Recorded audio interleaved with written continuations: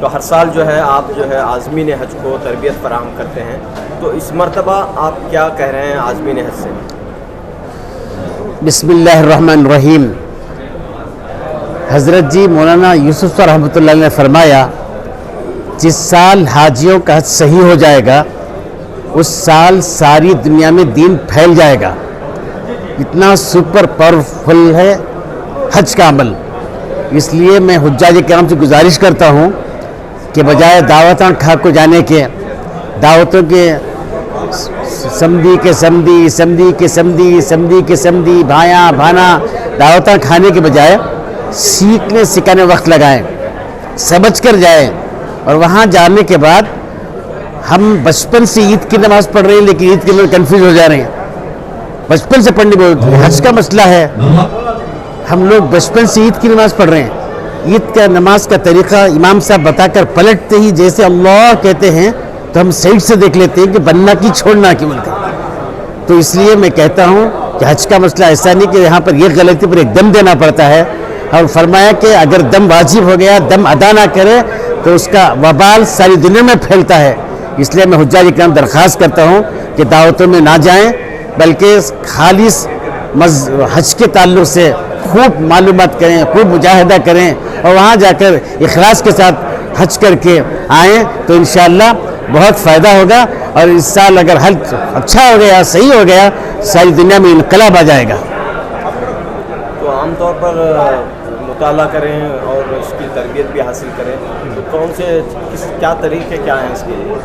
تو اس میں جو ہے اس میں جو تجربے کار عالم دین ہیں ان سے اگر معلومات کر لیں گے تو بہت فائدہ ہوگا، ورنہ ایک مطلب حج کر لیا تو انہیں اپنے آپ کو عالم بہت بڑا عالم سمجھتا ہے، اوندے سیدھے مسئلے بتلاتا ہے، ہم اس کے اوپر دھیان نہ دیں بلکہ جو صحیح ہے پرفیکٹ ہے اس کے اوپر۔ جیسے میں خود کہتا تھا پہلے کہ 7 چکر ہیں طواف میں، 4 چکر فرض ہیں، 3 چکر واجب ہیں، تو 4 چکر کے بعد اگر وضو چلا گیا تو 5واں سے کرو، اگر 4 چکر سے پہلے وضو گیا تو پہلے سے وضو کر کے شروع سے کرو، پہلے بتاتا تھا میں، لیکن حضرت مفتی صاحب نے، سہارنپور کے مفتی طاہر صاحب نے حوالہ دے کر بتایا کہ مولوی الرجاج میں لکھا ہے، ایسی کوئی ضروری نہیں ہے، پہلے چکر ہی میں وضو چلا گیا، دوسرے چکر میں وضو چلا گیا تو وضو کرے دوسرا چکر شروع کرو، تیسرے میں گیا تیسرا چکر شروع کرو، چوتھے گیا وضو کرے چوتھا چکر شروع کرو۔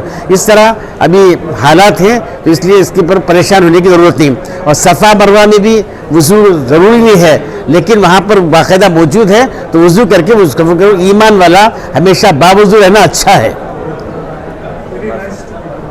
تو لوگ جو ہے وہاں پہ صفا مروہ میں چپل پہن کر جو ہے طواف کرتے ہیں، تو اس کے تعلق سے کیا کہیں گے؟ صفا مروہ کی صحیح جو ہے وہ تو بغیر چپل کے ہونا ہے، لیکن بعض لوگوں کے پاؤں میں جو تکلیف ہوتی ہے تو وہ انر چپل استعمال کرتے ہیں تو کر سکتے ہیں۔ لیکن اب دیکھنے ویڈیو ایک آئی ہے وائرل ہو رہی ویڈیو، اس میں لوگ جو ہے اکثر چپل پہن کر ہی طواف کرتے ہیں، تو وہ مناسب نہیں ہے، تو ایسے لوگوں کو کیا کہیں گے؟ ان کو درخواست کریں گے، اب ضد کرنے والے کیا بھی نہیں کر سکتے۔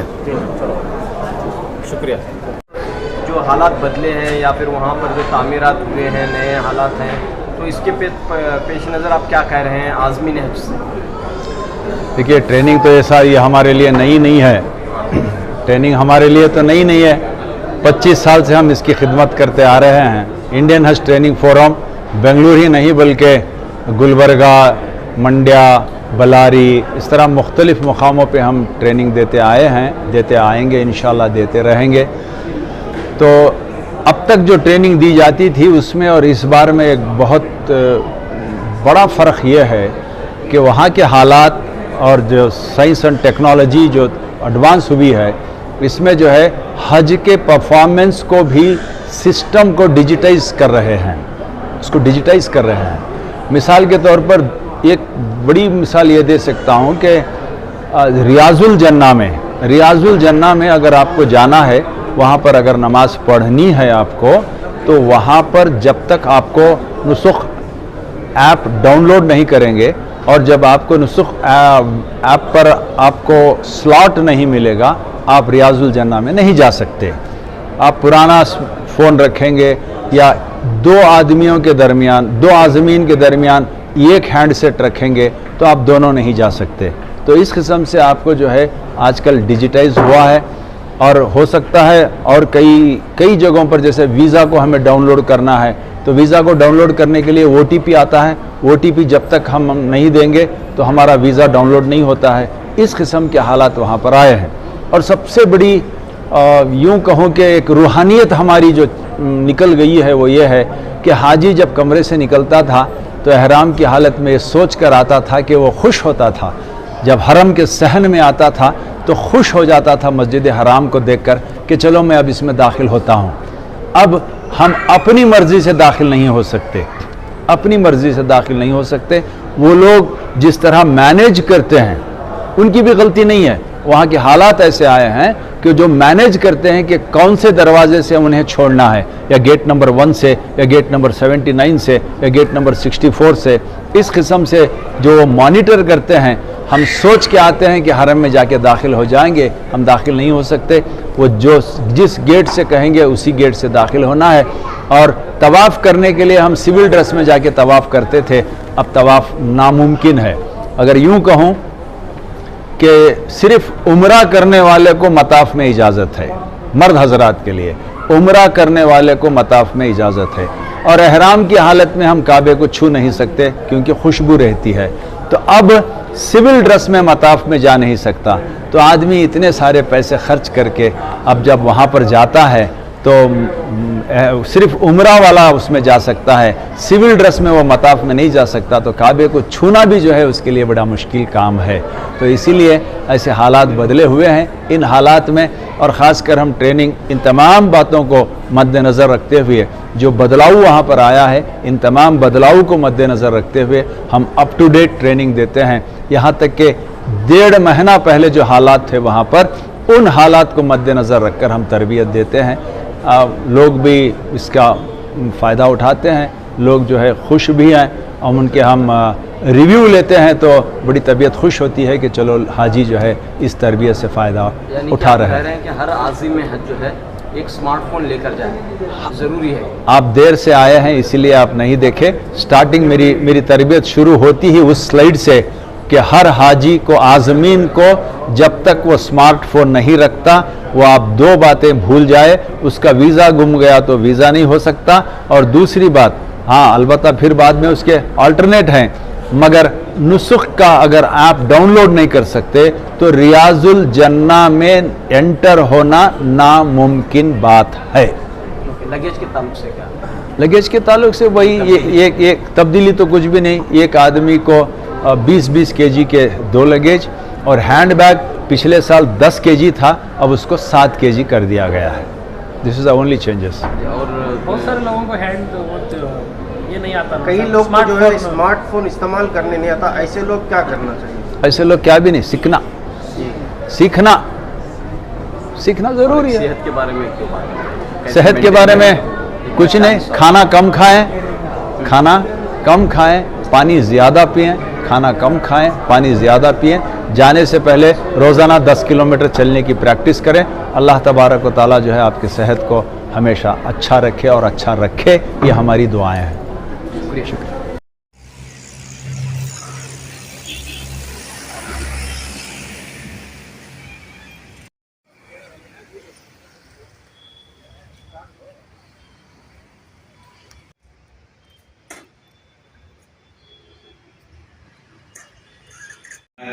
حج کمیٹی کے چیئرمین اور ممبران جو یہاں پر آئے ہیں میں ان کو خوش آمدید کہتا ہوں. تو اس قسم سے بچہ آتا ہے وہاں پر ریلوے اسٹیشن میں بھینکر بھیڑ رہتی ہے. 18 سال کا جو 20 سال کا تھا یہ ایک جھنڈا وہاں ایک جھنڈا لے کر یہاں سے دس از دی یہ جو بھیڑ ہے یہ ریلوے اسٹیشن کی بھیڑ ہے. آپ کو یاد رہے کہ جمعرات نہیں ہے. نیکسٹ تو آپ کو جو ہے وہاں پہ جب جاتے ہیں تو یاد رکھیں the announcement of departure to Arafat is made after Zohar on 8th Zilhijjah. عصر کے ساتھ ہی جو ہے آپ کو وہاں سے نکال دیا جاتا ہے. Walk from Mina Tent to metro station which is approximately 1 mile. صرف 1.5 سے 3 کلومیٹر کا دوری رہتی ہے. وہ کتنا لگتا ہے اس کے لیے وقت. Follow the placard holder from Maktab, pick Maktab number. वो जो प्ले कार्ड, वो जो अट्टा पकड़ने को आया नंबर का, वो उसे फॉलो करना आपके लिए जरूरी है। The time taken to walk will be around 2 to 8 hours. 1.5 kilometre से 3-8 घंटे तक भी लग जाते हैं, ये याद रहे। Distance between Mina and Arafat will be covered in 15 minutes by train. Train में जाने के वास्ते 15 मिनट, रेलवे स्टेशन को जाने के वास्ते 5 घंटे। Alighting at Arafat, wait for maktab person. He will lead you to the tent. उतरने के बाद उठना है, याद रहे। उसे वो जो बच्चा ड्यूटी को है कार्ड ले को, जो पीछे एक जना उसकी एक दिन की ड्यूटी करना, शाम को पैसे ले को घर को जाना। टेंट की वो टीम के साथ, वो बच्चे के साथ जाना ना भूलें। Stay with maktab person, play card holder के साथ चलो। He will lead you to the tent. The distance between the station and your tent can be between 1 to 2 kilometers. Arfat में ये शरत का उल्लंघन। दूसरा, जरजना के बहरा बैठे काम करते हैं, इससे भी जो है उल्लंघन हो जाता है। ये चीजों का आपको वालेकुम सलाम। आपको उम्रा कर सकती हैं क्या? आप तैफ को जाने के लिए टैक्सी में भी जा सकते हैं, टैक्सी में जाने का ही सही रास्ता है, बस नहीं लेडीज कंप्लीट करता। जी बोलिए। जो उम्रा करने के लिए इसके वास्ते करना हुए असर। अगर आप हज्जे बदल नहीं कर रहे तो तुम्हारी नियत तुम्हें करना। अगर दूसरों के लिए पहले अपना उम्रा कर लो, उसके बाद किसी और के लिए करना चाहते हैं तो उम्रा उनके लिए बख्श लो, कला के लिए बख्श लो। मेरे महरूम वालिदैन के लिए बख्शने के लिए मैं उम्रा कर रहा हूँ, नियत आप करेंगे, सवाब उनको पहुँचेगा। अच्छा, ये माँ बाप के लिए अलग करो, सबको बख्शो, वालिदा के लिए ये करो, सबको बख्शो, कर सकते हैं। जो तैर से दो चीजों के लिए तैफ को जाते हैं। एक तो तैफ देखना बोल को जाती, नहीं तो बैठे बैठा घर में बोल को जरे जरे जाते हैं। आप तैफ को जाकर अगर बन कर आते हैं, आप तवाफ कर सकते हैं तो तवाफ करें। तो मेरे YouTube लिंक क्या तो बना को अपलोड नहीं है, इस वास्ते नहीं है कि एक जमाने में कुछ और बोलते थे, अब चीजें बदल चुके हैं। अब वो इससे पहले स्लेट्स दर्जने लग जाकर डाले, कानून बदल गया, वो पुराना कानून रिपीट होते रहता, इस वास्ते हमें YouTube को अपलोड नहीं करें। फ्यू पीपल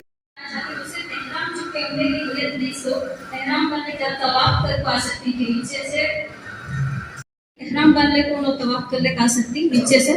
देखो माँ, ये तुम्हारी नियत, ये पुलिस वाले मुझे नहीं छोड़े क्या हुआ, मैं बहाने के वास्ते मैं है सो लुंगी भी टवाल बन ले को मैं खुश को जाकर तवाफ कर को तो इस वास्ते आप पे डिपेंड है, आपके उज़्र, आपके तय, आपकी नियत आपके पास। अल्लाह को आप मनाने के लिए कर रहे हैं, अल्लाह को आप धोखा देने के लिए कर रहे हैं, ये अल्लाह बेहतर जानता है। आपकी नियत पे वो बनी है। क्यों रह के किया करते हो इबादत के परे, वो भी खूब समझता है खुदा है वो भी। तो इस वास्ते आपकी नियतें साफ हैं, आप करें नियत है।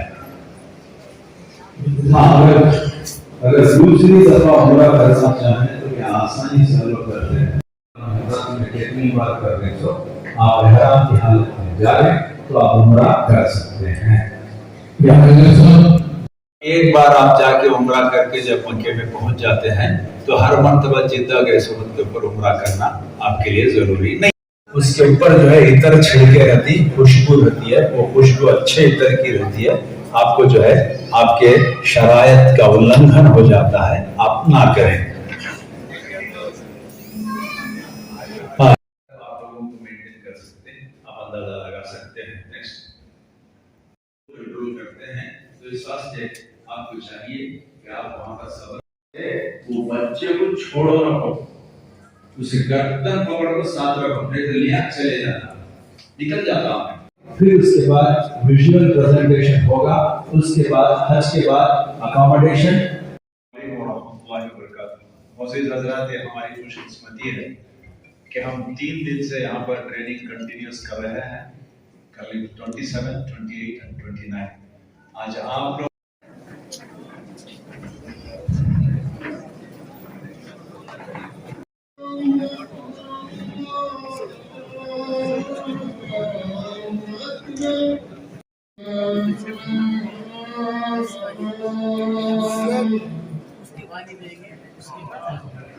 तब तक अब मुझसे ये कर सकते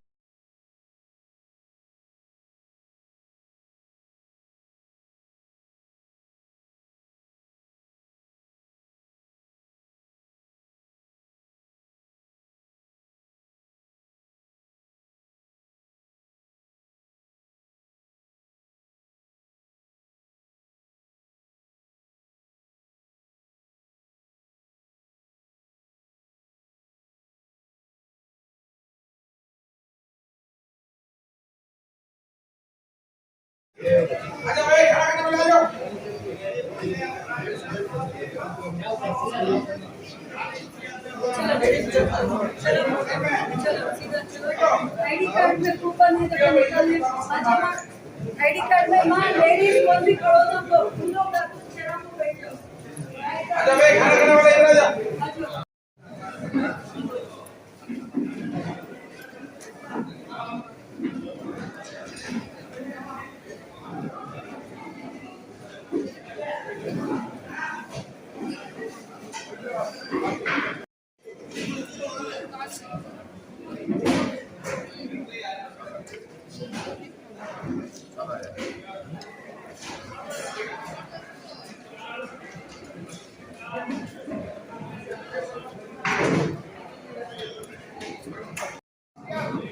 देख बाबा